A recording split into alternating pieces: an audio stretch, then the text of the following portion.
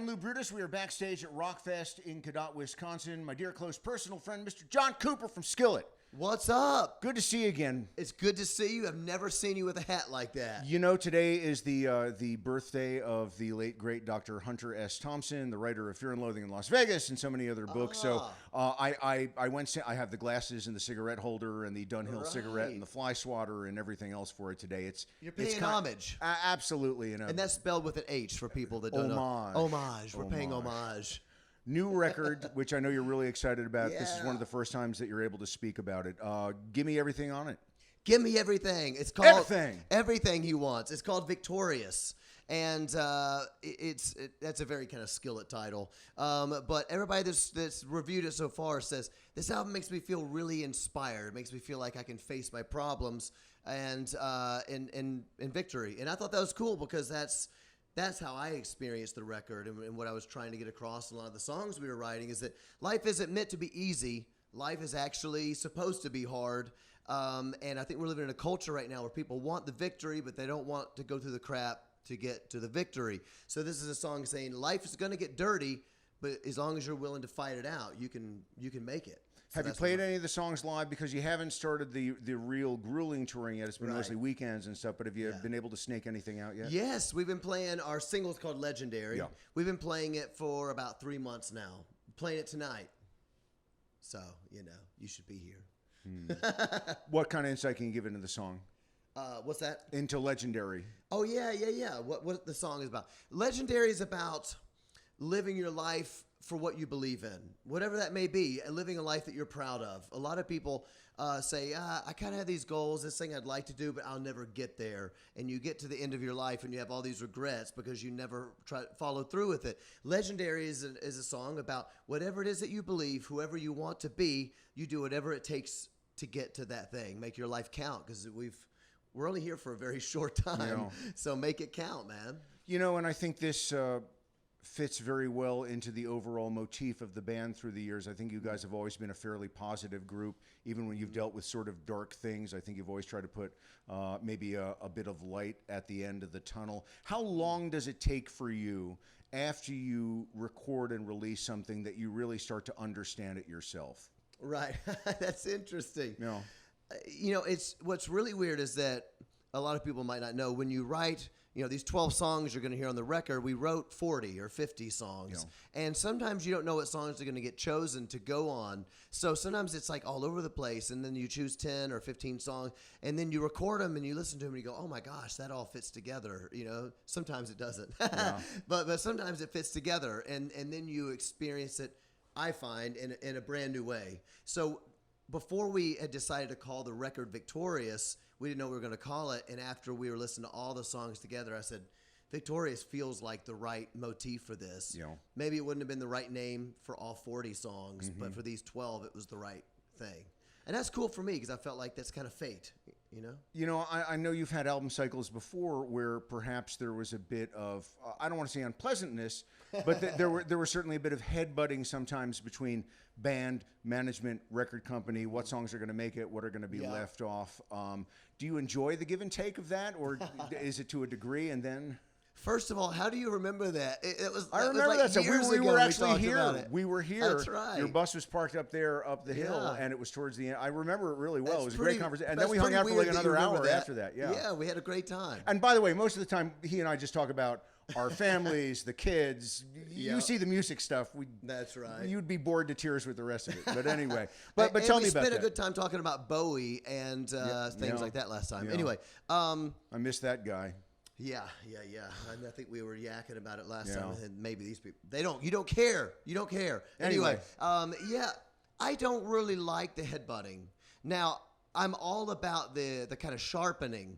I don't want to put out a sucky record. So if you're my label or whoever, and you're like, John, you don't have the songs, I want you to tell me that because I want to push myself. But I don't like it when it kind of comes down to the nothing's ever going to be good enough. We're never going to make it. That feeling, I don't work good in that environment. I need we're going to make it. We got good stuff, but I think we can make it even better. I work off that kind of positive thing. Have you had producers with that before? If we take that that kind of approach and look at it from somebody in the studio that you're with. Some producers are very famous for, take 79 wasn't good enough, let's do 80. And they sort of beat the life out of things after a while. Yeah. Everybody's going to have their own opinions about this. Sure. So I'm not here to say mine's right for everybody. My personal opinion, what's right for me, is that is BS. That just beating over and over and over because records aren't made like that anymore. There's a part of me that wishes they were.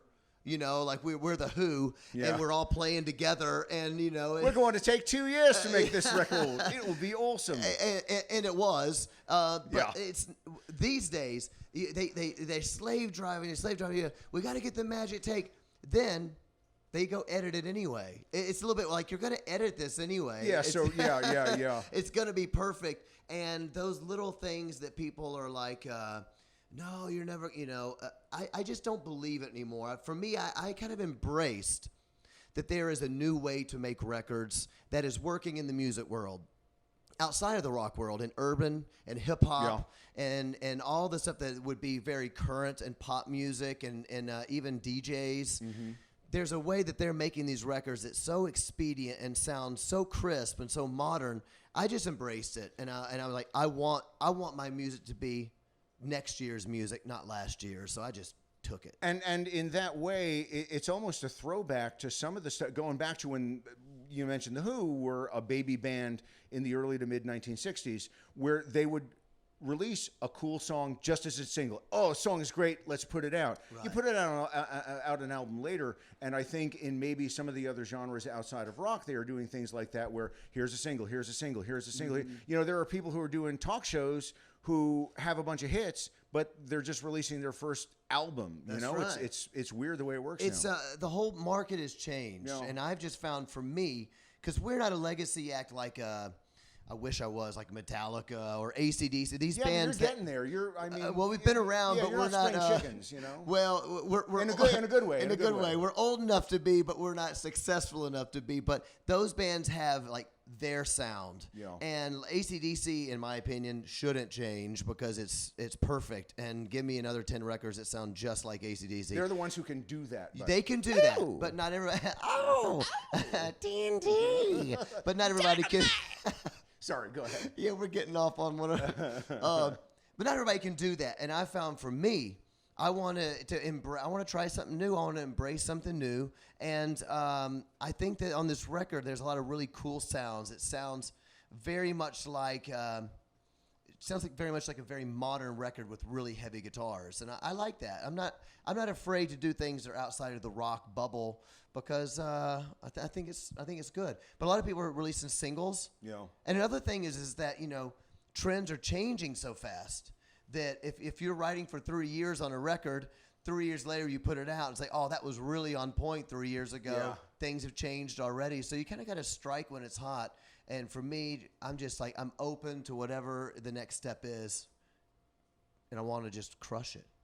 How 6 months ago? Nice try. It's a Butch Walker. That's a Butch Walker lyric.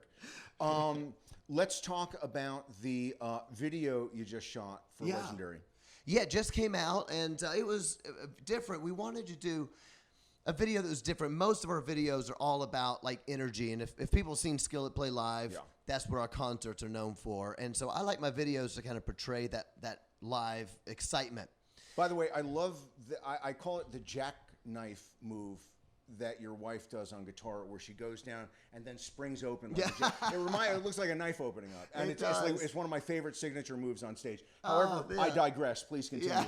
Yes, I'll tell her you said that. She'll be very happy. She's a very unsung hero. She's amazing on stage, and I always try to capture that in our videos. But this time I thought, we've already done that a lot. Yeah. Let's do something new, and so we decided to do a video that was very moody, very dark, and I don't mean futuristic, but just had a very kind of it's a bit metaphysical is the best word for me to say it. It feels surreal. Sure. It's a little bit more of that, like, we're fading into the universe kind of an idea. And I thought that was kind of cool, because the message of the song Legendary is a little bit like, you're not here for that long. What are you going to leave behind?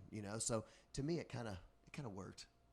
And I don't want to give away too much about artwork or anything before anybody. I'd rather they just go on and see it. But is the shield Is that an actual thing? Yes, I got a cool story about. Oh, tell me about the shield. Nobody's asked me. Explain the shield. It's better to come out of you. Okay. Than me. All right. I wanted to have a shield. People haven't seen the album cover. Yeah. It's me holding a shield, almost like I'm being knighted or about to go into a war. It's kind of got that thing, which of course is a figurative about the trials in life. And I thought that was kind of cool. So I wanted to make a shield. And I'm like, where do I do this? And I'm like, certainly somebody in Las Vegas. True story. Oh. We didn't plan this. We're just like, Anyway, I thought somebody in Las Vegas, these movie props, somebody's going to do it. Yeah, and I was talking to my friend, Kevin Churko, who's a producer, produced Disturbed and all the Five Finger Death Punch records. He's made a couple of hits. He's made a few big records, Ozzy. And he did a couple songs on my last record and this record. Yeah. And I'm like, Churko, I want to make a shield. He's like, dude, I know somebody who has a company. I know Bob the Shield guy here in Vegas. You know who it is? Who? Oh my gosh, hold like on. Penn and Teller's people or something? No, my mind is going blank and I feel really stupid because we're friends. The guitar player for 6 a.m. Oh, guitar player. Thank you, DJ Ashby. Yes. So the two experts are here looking like dopes on we're camera. friends. I'm sorry. Just all of a sudden, I had a brain fart. He's like, well, DJ Ashby has a shop, and I was like, 6 a.m. DJ Ashby? He's like, yeah. And I'm like, what do you mean? So what doesn't that guy do, by the way? He owns this massive company that builds He's stuff. an interesting cat. He does also very talented. Yeah. And I'm a 6 a.m. fan, so it was kind of double cool because I got to kind of like hang out, and I'm a fan.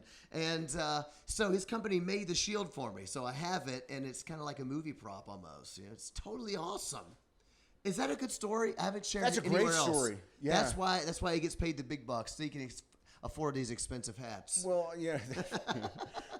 three of them from Amazon.com for $19. Best $20 I spent all year. And what's the plan for the rest of the year? Oh, we got awesome touring. So the record comes out August 2nd. Straight on tour with my friend Sevendust. Yeah. Pop Evil. Devour the Day. That's going to be an awesome tour. Yeah, that's a great package. And I mean, all bands are Sevendust fans. So all bands are like, oh my gosh, Sevendust is playing. It's like a mass exodus to go watch them. Probably, at least in our world, the most underrated band on the planet. And the one, I've probably said this to you before, if you go to a festival, if you come to a rock fest or you go to Sonic Temple or something, if Sevendust is playing, every other musician from every other band who's not otherwise engaged is going to be on the side of the stage, standing there wondering how they got so effing good. That's what I'm saying. Yeah, that's basically like a rumor. it. Yeah. Sevendust is starting. Oh my God! Clouds of dust come up. Yeah, you know what? Yeah. They're like the King's X of today. That's how I think of them. Yeah, King's X is another one of my favorites. monster band who never, but the rock roads are littered with bands that never got the respect or the sales that they were. It's a cruel business. It is a cruel business. But anyway, so you've got that. I was Sevendust, and of course, in saying that, in case somebody thinks I'm saying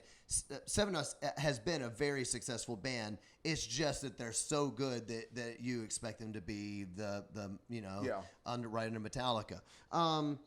Anyway, that's going to be a great tour. Straight after that, we go out with Alter Bridge. Yeah.